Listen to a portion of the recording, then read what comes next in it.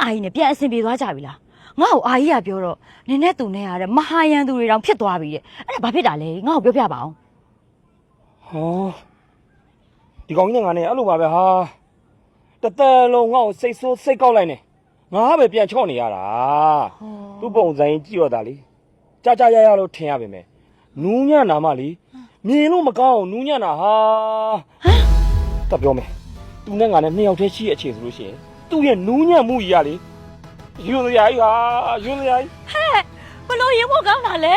ဘလို့ရုံဖို့ကောင်းတာလဲညလေဟာတကယ်ချင်းအဲ့လိုကြီးပြောတာကြောင့်မကောင်းဘူးလေမင်းတကယ်သိချင်တာကောင်းပါလေပြောပါသူကလေနင်ကြည့်တော့ဟိုလူကောင်ကြီးအကြီးကြီးလေဖိုက်တာလို့ဇိုးလို့ထင်တယ်မလားတကယ်တမ်းကျတော့မဟုတ်ဘူးအဲ့ဒီကောင်ကလေပုံးနေတာဘာဖြစ်နေရလဲကွာသိနေလာပြီမစားဘူးမစားလားဟဲ့